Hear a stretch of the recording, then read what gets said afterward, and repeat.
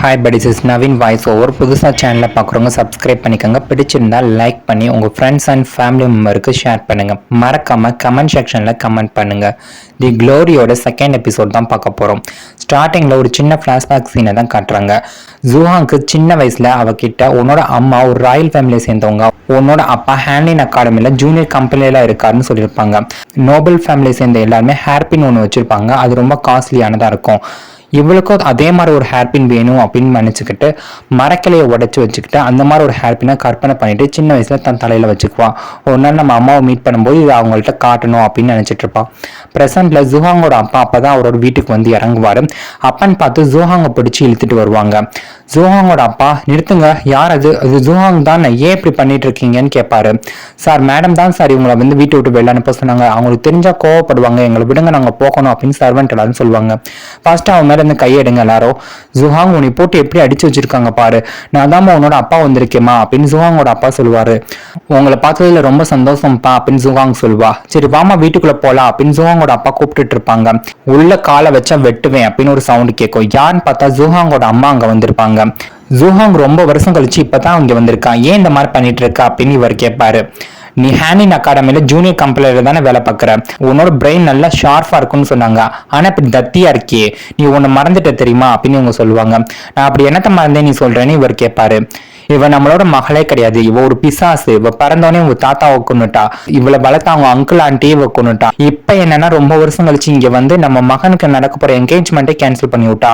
இப்பவாத அந்த தாவோயிஸ்ட் சொன்னது உண்மைன்னு உனக்கு புரியுதா? இவ மட்டும் நம்ம வீட்டுல தங்க வச்சுன்னு வை, நம்ம வீட்டோட அமைதி ஒட்டு மொத்தமும் நாசமா போயிடும் அப்படின்னு இவங்க சொல்லுவாங்க. அதெல்லாம் நடந்து எவ்வளவு வருஷம் ஆகுது, ஏன் இப்படி பட்டிக்காட்டுத்தனமா பேசுற அப்படின்னு உங்க அப்பா கேட்பாரு. இவ வந்து ஒரு நைட் கூட ஆகல, அதுக்குள்ளேயே ஹேண்ட் ஃபேமிலிக்கும் நமக்கு இடையில இருந்து அந்த என்கேஜ்மெண்ட்டை கேன்சல் பண்ணி விட்டா, இதுக்குன்னு நீ சொல்ற அப்படின்னு ஜூஹாங்கோட அம்மா பேசிட்டு இருப்பாங்க. அப்பன்னு பார்த்து ஜோயோடைய அவங்க மகள் அங்க வருவாங்க. அப்ப இங்க பாருங்க, என்னையும் அம்மாவும் எப்படி போட்டு அடிச்சு வச்சிருக்காங்க அப்படின்னு யூசங் சொல்லிட்டு இருப்பா. அவ சொல்றதானே நம்பாதீங்க, அதெல்லாம் ஒண்ணும் கிடையாது, எங்க மேலதான் தப்பு, அதனால அவங்க பனிஷ்மெண்ட் கொடுத்தாங்க அப்படின்னு ஜோயோடி சமாளிச்சுட்டு இருப்பாங்க. ஏன் இந்த மாதிரி பண்ணிட்டு இருக்கா அப்படின்னு ஜூஹாங்கோட அப்பா பேசிட்டு இருப்பாரு.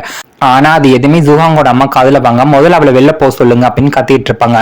நீ ஏன் இந்த மாதிரி பண்ணிட்டு இருக்க அப்படின்னா, அவளை சின்ன வயசுல இருந்து தேடலான்னு போறப்பனா நீ என்னை தடுத்துட்டு இருந்தா, ஆனா இப்ப அவளே நம்ம வீடு தேடி வந்திருக்கா, அவளை போய் இப்படி துரத்துறியதுன்னா நியாயமே கிடையாது அப்படின்னு ஜூஹாங்கோட அப்பா சொல்லுவாரு. உன்னோட அப்பா என்ன சொன்னாருன்னு கேட்டல, நீ தாங்ஸோல கஷ்டப்பட்டதுக்கு எல்லாத்துக்கான நான் தான், இதெல்லாம் இப்ப நீ தெரிஞ்சுக்கிட்டல, இப்போ உனக்கு என் மேல வெறுப்பு தானே வரும் அப்படின்னு அவங்க அம்மா சொல்லுவாங்க. அந்த மாதிரி எதுவுமே கிடையாது, என்னதான் ரொம்ப தூரம் தனி தாங்ஸோல இருந்தாலும் எப்படா நான் அவங்களை பார்ப்போம் தான் இருந்துச்சு, நான் உங்களை ரொம்ப மிஸ் பண்ணேமா அப்படின்னு ஜூஹாங் சொல்லுவான். என்னது நீ என்னை மிஸ் பண்ணியா? நான் ஒரு அம்மாவா என்ன தெரியுமா நினைச்சேன், நீ எப்பவுமே என்னை பார்க்க விரும்ப மாட்டேன்னு நினைச்சேன், ஆனா நீ இப்படி சொல்ற அப்படின்னு அவங்க அம்மா சொல்லுவாங்க. நான் என்னதான் 1000 மைல் தள்ளி டாங்ஸோல இருந்தாலும் அங்க உங்களை பத்தி நிறைய கேள்விப்பட்டிருக்கேம்மா, நீங்க ரொம்ப அழகானவங்க, பண்பானவங்க, அமைதியானவங்க, அது மட்டும் இல்லாம ராயல் ஃபேமிலியை சேர்ந்தவங்கன்னு கேள்விப்பட்டேன், உங்களோட அன்பும் அரவணைப்பும் எனக்கு வேணுமா, அதுக்காக தான் நான் இங்க வந்திருக்கேன் அப்படின்னு ஜூஹாங் சொல்வா. நீ சொல்றதெல்லாம் சரிதான், நான் ராயல் ஃபேமிலியில சேர்ந்தவளா தான் இருந்தேன், என்கிட்ட அந்த அபிஷியல் டோக்கனும் இருந்துச்சு, அதெல்லாம் எப்ப நீ பறக்கிறதுக்கு முன்னாடி, நான் எப்ப உன்னை பெத்தனோ அன்னைக்கு எல்லாமே போயிருச்சு, இந்த அளவுக்கு என்னை கொண்டு வந்து நிறுத்தினது நீதான், அப்படி இருக்க உனக்கு என்னோட அரவணைப்பு வேணுமா அப்படின்னு அவங்க அம்மா ஹார்ஷா பேசிட்டு இருப்பாங்க. நீ ஏன் நம்ம பொண்ணுகிட்ட இவ்வளவு ஹார்ஷா பேசுற, அவளோட மனசு வலிக்க போகுது பாரு அப்படின்னு ஜூஹாங்கோட அப்பா சொல்லுவாரு. ஜூஹாங்கோட அம்மா அதெல்லாம் முடியாது அப்படின்னு பைத்தியக்காரி மாதிரி கத்திக்கிட்டு இருப்பாங்க. யாராவது வந்து ஃபர்ஸ்ட் கேட்டை க்ளோஸ் பண்ணுங்க அப்படின்னு ஜூஹாங்கோட அப்பா கத்திட்டு இருப்பாரு. அதெல்லாம் முடியாது அப்படின்னு ஜூஹாங்கோட அம்மா மறுபடியும் கத்துவாங்க. ஏன் இப்படி ஒருத்தி நீ கல்யாணம் பண்ணிக்கிட்டு நினைச்சு வருத்தப்படுறியா, ஆனா ரொம்ப லேட் ஆயிருச்சு அப்படின்னு சொல்லி மறுபடியும் ரொம்ப கத்திட்டு இருப்பாங்க. மேடம் கொஞ்சம் அமைதியா இருங்க மேடம், உங்களுக்கு உடம்பு சரியில்லாம பேர போகுது அப்படின்னு நினைச்சாங்க சொல்லுவாங்க. என்னை ஃபர்ஸ்ட் என்னோட ரூமுக்கு மேல கூட்டிட்டு போங்கன்னு ஜூஹாங்கோட அம்மா சொல்லுவாங்க. எல்லா தப்புமே என் மேலதான், என்னோட அம்மா ரொம்ப அன்பானவங்க, பணிவானவங்க, ராயல் ஃபேமிலியை சேர்ந்தவங்க அப்படின்னு தான் எல்லாரும் சொல்லி கேள்விப்பட்டேன், ஆனா இங்க நடக்கிறதெல்லாம் பார்த்தா ரொம்ப ஆப்போசிட்டா இருக்கு, எதனால இவங்க இப்படி நடந்துக்கிறாங்கன்னு தெரியல, நான் இந்த இடத்துல எப்படிதான் ஃபேஸ் பண்ண போறேனோ அப்படின்னு ஜூஹாங் தன்னோட மனசுக்குள்ள நினைச்சிட்டு இருப்பான். அப்பன்னு பார்த்து ஃபூயின்ஷி அங்க வந்திருப்பான். ஜூஹாங்கோட அப்பா கூட பேசிட்டு இருப்பான். கொஞ்ச நேரம் கழிச்சு ஜூஹாங் கூட வந்து பேசுவான். இந்த லேட் நைட்ல என்கிட்ட அப்படி என்னதான் கேள்வி கேட்க போறீங்கன்னு ஜூஹாங் கேட்பான். நான் தாங்ஸோட மர்டர் கேஸை பத்தி விசாரிக்கலாம் தான் இங்க வந்தேன், ஆனா இங்க நடக்கிற பிரச்சனைக்கெல்லாம் நானும் ஒரு காரணம் தான், அதை நினைச்சு எனக்கு வருத்தமா இருக்கு அப்படின்னு சொல்லுவான். நீங்க ஒரு வைஸ் மினிஸ்டரா இருந்துகிட்டு ஏன் 1000 மைல் தொலைவில் கூடிய இந்த தாங்ஸோ வரைக்கும் வந்து இந்த கேஸ் எடுத்து நடத்தணும்னு நினைக்கிறீங்க அப்படின்னு ஜூஹாங் கேட்பா. நம்ம எல்லாரும் ஒரே ஃபேமிலி தானே, அதோட எனக்கு யார் அந்த கல்பரேட்னு தெரிஞ்சே ஆகணும், அதுக்காக நான் இன்வெஸ்டிகேஷன் பண்ணியே தருவேன். ஜூஹாங் உனக்கு வேணுங்கிற பதில் எல்லாமே கிடைக்கும் அப்படின்னு இவன் சொல்லுவான். நீ என்ன சொல்ல வர, எனக்கு ஒண்ணுமே புரியலையே அப்படின்னு இவ சொல்லுவா. உனக்கும் யூச்சிக்கும் பிரச்சனை நடந்தப்ப அவன் வாயாலே உன்னை கொல்வேன்னு சொல்ல வச்சுட்டல அப்படின்னு இவன் சொல்லுவான். நான் எதுக்கு அந்த மாதிரி சொல்ல போறேன், எனக்கு அந்த அளவுக்கு ஒன்றும் தைரியம் இல்லை அப்படின்னு இவ சொல்வா. நீ தாங்ஸோல இருந்து திரும்பி கேபிட்டலுக்கு வந்தப்ப எல்லாரும் உங்ககிட்ட ரொம்ப வித்தியாசமா நடந்துக்கிட்டாங்க, எந்தவித ரிலேஷன்ஷிப்பும் காட்ட மாட்டேங்கிறாங்க, அவங்ககிட்ட ரொம்ப டிஸ்டன்ஸ் மெயின்டைன் பண்றாங்க, உன்னை எல்லாருமே ரொம்ப தனிமையில தான் ஃபீல் பண்ண வைக்கிறாங்க. ஆனா உனக்கு எல்லாரோட அரவணைப்பு வேணும்னு நீ நினைக்கிற, நான் சொல்றது சரிதானு இவன் கேட்பான். ஜூஹாங் அமைதியா இருப்பாங்க. நேத்து கொலகாரன் அனுப்பிவிட்டது நீ ஒன்னும் இல்லையே அப்படின்னு இவன் பேசுவான். இங்க பாருங்க, தேவையில்லாம இந்த மாதிரி பேசிட்டு இருந்தீங்கன்னா ஹெல்ப்புக்கு ஆள் கூப்பிட வேண்டியது இருக்கும் அப்படின்னு ஜூஹாங் சொல்வா. நானே ஹெல்ப்புக்கு ஆளை கூப்பிடுறேன், எனக்கு ஒரு டவுட், எந்தவித ஹெல்ப்பும் இல்லாம நீ எப்படி 1000 மைல் தள்ளி இருக்க அந்த தாங்ஸோல இருந்து கேபிட்டலுக்கு எப்படி நீ மட்டும் தனியா வந்த, அது மட்டும் இல்லாம நீ எதுக்காக இங்க வந்த அப்படின்னு இவன் கேட்பான். அது ஒண்ணு என்னோட சொந்த இடம் கிடையாது, நான் என்னோட சொந்த இடத்தை தேடிட்டு தான் இங்க வந்தேன்னு ஜூஹாங் ரொம்ப ஃபீல் பண்ணி பேசிட்டு இருப்பான். 4 இன்ச்சு ஒரு மெடிசன் எடுத்து ஜூஹாங் கிட்ட கொடுப்பான். இது அபிஷியல்ஸ் எல்லாம் யூஸ் பண்ற ஒரு சீக்ரெட் மெடிசன், இது ரொம்ப சீக்கிரமா குணமாயிரும், இது நல்லா யூஸ் பண்ணு, இதுல எந்தவித பாய்சன் நான் கலக்க கிடையாது, தைரியமா யூஸ் பண்ணலாம்னு சொல்லிட்டு அவன் அங்க இருந்து போயிருவான். கொஞ்ச நேரம் கழிச்சு ஜூஹாங்கோட அப்பா அவளை பாக்குறதுக்காக வருவாங்க. என்னம்மா ரொம்ப வலிக்குதா, கொஞ்ச நேரம் ரெஸ்ட் எடு, எல்லாம் சரியா போயிரும் அப்படின்னு இவர் சொல்லுவாரு. இப்ப கொஞ்சம் பரவாயில்லாம தான்ப்பா இருக்கு அப்படின்னு இவர் சொல்வா. உன்னோட ஆன்டி அங்கிள் நாங்களாம் பெஸ்ட் ஃப்ரெண்ட்ஸ் தெரியுமா, நானும் அவனும் தாங்ஸோல டே அண்ட் நைட் ஒன்னா தான் படிச்சுட்டு இருப்போம், அந்த அளவுக்கு ரொம்ப திக் ஃப்ரெண்ட்ஸா தான் இருந்தோம் 3 பேரும். ஆனா என்ன நேரமோ தெரியல அவங்க அப்படி துரதிருஷ்டவசமா இறந்து போயிட்டாங்க. நான் அவங்களோட ஃபுனரலுக்காக ஆட்கள்லாம் அனுப்பி வச்சிருக்கேன், அடுத்த வருஷம் ஸ்ப்ரிங் சீசன் வரும்போது அவங்களோட ஆனிவர்சரியை நம்ம சிறப்பா கொண்டாடலாமா, அப்புறம் உன்னோட அம்மா கோபக்காரிதாமா, அதுக்காக அவன் மேல நீ வெறுப்பு வச்சிடாத, அவ ரொம்ப நல்லவதாமா அப்படின்னு உங்க அப்பா சொல்வாரு. நான் எப்பவுமே அம்மா மேல தப்பு சொல்லவே மாட்டேன், நீங்க அதை நினைச்சு கவலைப்படாதீங்கப்பா அப்படின்னு இவ சொல்வா. சரிம்மா நீ பார்த்து நல்லா ரெஸ்ட் எடுன்னு சொல்லிட்டு அவர் அங்க இருந்து போயிருவாரு. ஜூஹாங்கோட ஷோல்டர் மேல யாரோ கை வைப்பாங்க. யான்னு பார்த்தா ஒரு பொண்ணு. உன்னோட அம்மா கொஞ்சம் கூட இறக்கமே இல்லைல்ல அப்படின்னு இந்த பொண்ணு சொல்லும். ஆமா அவங்க ரொம்ப ரூடா தான் நடந்துக்கிட்டாங்க அப்படின்னு இவ சொல்வா. பேசாம நான் வேணா அவங்கள போட்டுறேன் அப்படின்னு இவ சொல்வா. அதெல்லாம் வேணாம், அவங்க என்னோட அம்மா, அப்புறம் இது ஒன்றும் டாங்ஸும் ஒன்றும் கிடையாது, இது கேபிட்டல், அதை மறந்துடாத, இங்க எப்பவுமே நம்ம பார்த்து கொஞ்சம் சேஃபா தான் இருக்கணும், புரிஞ்சுச்சா அப்படின்னு ஜூஹாங் பேசிட்டு இருப்பா. இவங்களோட பேர் சாய், ஜூஹாங்கோட ஃப்ரெண்டு. நேற்று நைட்டு கொலகாரனா வந்தது இந்த சாய் தான். இது எல்லாமே நம்ம ஜூஹாங்கோட ஒரு பிளான் தான். உனக்காக என்னோட உயிரை கூட கொடுப்பேன், உனக்கு தெரியும்ல அப்படின்னு சாய் சொல்வா. எதுக்காக நீ பதிலுதவி செய்யணும்னு நினைச்சிட்டு இருக்கன்னு ஜூஹாங் கேட்பா. அதுக்கு ஏதாவது காரணம் இருக்கணுமா என்ன, உனக்காக நான் என்ன வேணா செய்வேன், நீ என்ன சொல்வியா அதை நான் செய்வேன். ஜூஹாங்கோட கைக்கு மருந்து போட்டுட்டு இருப்பான். என்னோட அப்பாவுக்கு ஜோ யூரியா ரொம்பவே பிடிச்சிருக்கு, அவங்களோட பசங்க மேல உயிரா இருக்காரு. யூச்சங்கு 2 பேருமே அவங்க அப்பா முன்னாடி ரொம்ப நல்லவங்க மாதிரி நடந்துக்கிறாங்க. ஆனா அவங்க 2 பேருமே சரியான பிடிவாதக்காரங்களா இருக்காங்க. என்னோட பாட்டிக்கு வயசாயிடுச்சு, அதனால அவங்க கையில எந்தவித பொறுப்பும் கிடையாது. என்னோட அம்மா தான் இந்த வீட்டோட அத்தாரிட்டி, அதான் முழு பொறுப்பு அவங்கள்ட்ட தான் இருக்கு. எல்லாரும் அவங்கள கண்டா ரொம்ப பயந்துட்டு இருக்காங்க. நான் நிறைய சீக்கிரட்டை மறைச்சு வச்சுட்டு தான் இங்க இருக்கேன். இந்த பிளேஸ்ல நம்ம போகக்கூடிய பாதை ரொம்ப கடினமா தான் இருக்க போகுது அப்படின்னு ஜூஹாங் சொல்வா. உன்னை கண்ணை கட்டி காட்டுல விட்டாலும் நான் உன் கூடயே தான் இருப்பேன்னு சாய் சொல்வா. சாய், நான் நம்புற ஒரே ஆளு நீ மட்டும்தான், இந்த வீட்டுல எனக்காக வருத்தப்படுறதுக்கு யாருமே இல்லை அப்படின்னு ஜூஹாங் சொல்வா. சாய்க்கு ஒரே சாக்கு. அப்ப வேற எங்க இருக்காங்கன்னு கேட்பா. போலீஸ் ஸ்டேஷன்ல இருக்காங்கன்னு சொல்லுவா. அப்படியே போலீஸ் ஸ்டேஷன்ல தான் காட்டுறாங்க. எங்கேயோ கிளம்பிட்டு இருப்பா. எங்க சார் போறோம்னு அவன் அசிஸ்டன்ட் கேட்பான். தாங்ஸோக்கு தான் போறோம்னு சொல்லி அவங்க 2 பேரும் போயிட்டு இருப்பாங்க. இது எல்லாத்தையும் நம்ம சாய் நோட் பண்ணிட்டு இருப்போம். அடுத்த நாள் காலையில ஜூஹாங்கோட அம்மா எல்லா மேட்கிட்டையும் ஒரு கீயை கொடுத்துட்டு வீட்டை ஃபுல்லாத்தையும் சுத்தம் பண்ண சொல்லுவாங்க. வீட்டை ஃபுல்லா அவங்க சுத்தம் பண்ணிட்டு இருப்பாங்க. ஜூஹாங் எழுந்தோடனே அவளுக்கு தேவையான ப்ரஷ், ஃபேஸ் வாஷ் பண்றதுக்காக தண்ணி, அவளுக்கான மேக்கப் கிட் எல்லாத்தையும் கொண்டு வந்து வச்சு அவளை நல்லா அழகா ரெடி பண்ணி விடுவாங்க. லேங்க் இதெல்லாம் பார்க்க ரொம்ப பொறாமையா இருக்கும். வயிறு எரிஞ்சு போய் நின்றுட்டு இருப்பா. இந்த சைட் யூச்சங்க குதிரைக்கு தீவனம் போட்டு இருப்பாங்க.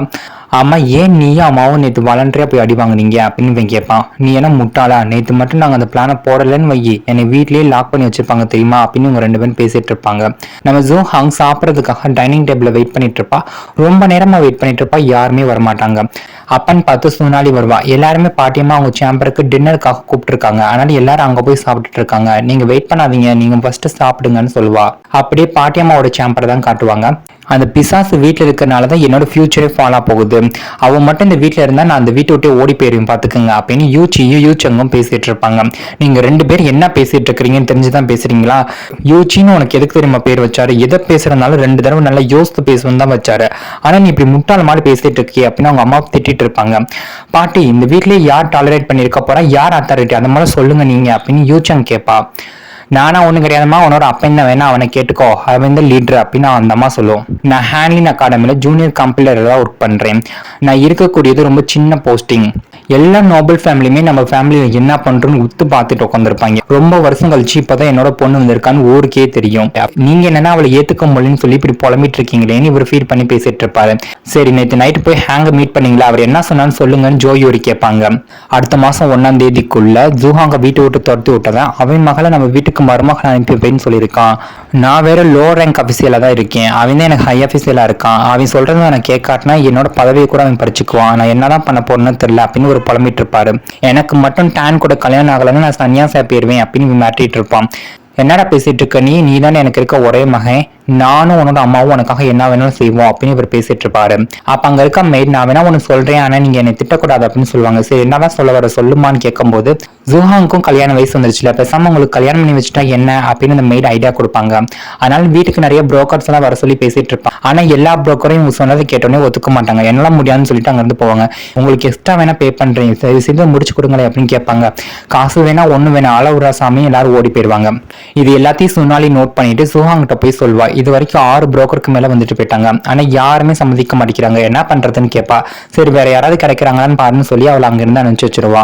சோனாலி அங்கிட்டு போனதுக்கு அப்புறம் சாய் அங்க வந்திருப்பா. வைஸ் மினிஸ்டர் சவுத் சைடு போயிருக்கான்னு சொல்வா. அப்ப அவன் தாங்ஸோ போயிருக்கானான்னு ஜூஹாங் கேட்பா.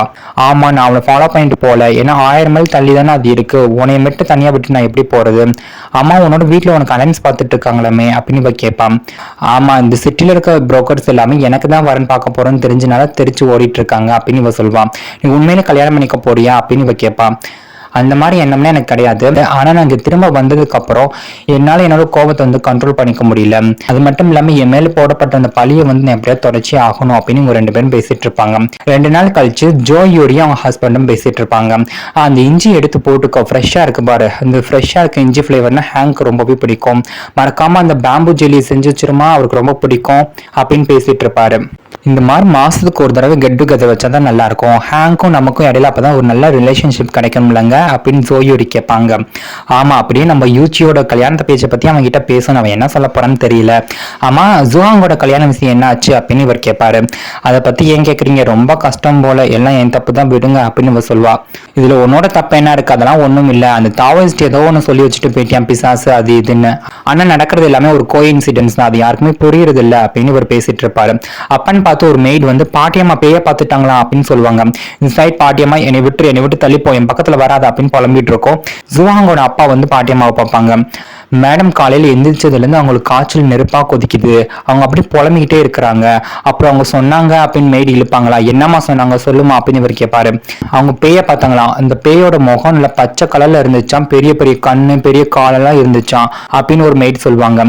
இதெல்லாம் வச்சு பார்க்கும்போது முன்னாடி இருந்த அந்த சிம்டம் மாதிரியே தான் சார் தெரியுது, இங்க இருக்க மெய்ட்ஸ் எல்லாம் சின்ன பசங்க, அவங்களுக்கு எல்லாம் அப்ப என்ன நடந்துச்சுங்கிறது தெரியாது, இது எல்லாமே அப்படியே உங்க அப்பா சாகருக்கு முன்னாடி நடந்துச்சுல அதே சிம்டம் மாதிரியே தான் இருக்கு, 17 வருஷத்துக்கு முன்னாடி நடந்த அந்த அசம்பாவிதம் திரும்ப நடந்துருமோ எனக்கு பயமா இருக்கு அப்படின்னு நானி பேசிட்டு இருப்பாங்க.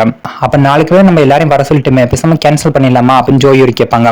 அதெல்லாம் ஒன்றும் தேவையில்லை, நடக்க வேண்டியதெல்லாம் அப்படியே நடக்கட்டும், வீட்டோட ஃப்ரெண்ட் சைடு வந்து ஃபங்க்ஷன் வச்சுக்கலாம், அம்மாவை யாரும் டிஸ்டர்ப் பண்ண வேணாம் அப்படின்னு இவர் பேசிட்டு இருப்பாரு. இந்த நியூஸ் எல்லாத்தையும் சொன்னாலே ஜூஹாங்கிட்ட வந்து சொல்லுவா. வீட்டுல ரொம்ப பெரிய பிரச்சனை போயிட்டு இருக்கு, பாட்டியம்மா ரொம்ப முடியாம இருக்காங்க, 17 வருஷத்துக்கு முன்னாடி உங்க தாத்தாக்கு எப்படி ஆச்சோ அதே நிலைமை தான் உங்க பாட்டிக்கு இருக்கு, அதுக்கெல்லாம் காரணம் நீங்க தான் அப்படிங்கிற மாதிரி பேசிட்டு இருக்காங்க அப்படின்னு இவ சொல்லுவா. அவன் ரீசெண்டா ஏதாவது தாவோயிஸ்டிங்க வந்தாங்களா அப்படின்னு ஜுவாங் கேட்பா. அந்த மாதிரி எதுவும் இல்லையே, ஏன் இப்படி கேட்குறீங்க அப்படின்னு சொன்னாலே கேட்டுட்டு இருப்பான். அப்பா நம்ம பழைய ட்ரிக்கை யூஸ் பண்ணிட வேண்டியதுதான் அப்படின்னு ஜுவாங் மனசுக்குள்ளே நினைச்சிட்டு இருப்பான். அப்பான்னு பார்த்து யூச்சங் அங்க வருவா.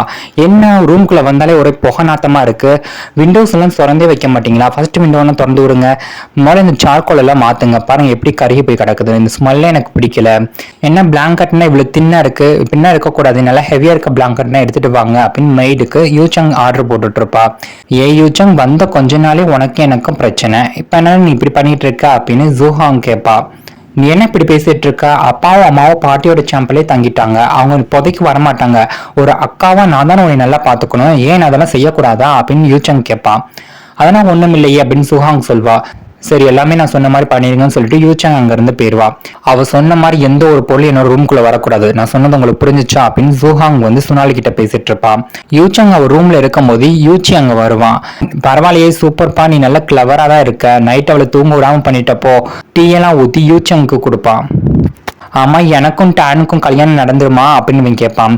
அதை பத்தி நீ ஏன் கவலைப்படுற, அதுக்கு அப்பா தான் மீட்டிங் அரேஞ்ச் பண்ணிருக்காரு, அங்க ஹேங்கங்களும் வருவாங்களே, அவங்களுக்கு நீ போய் டீ போட்டு கொடு, ஊமை மாதிரி வாயை மூடிட்டு இருக்காம அவர்கிட்ட ஏதாவது பேசு, அப்புறம் என் பிளான் பண்ணி எல்லாத்தையும் நான் பாத்துக்கிறேன் அப்படின்னு யூச்சங் சொல்வான்.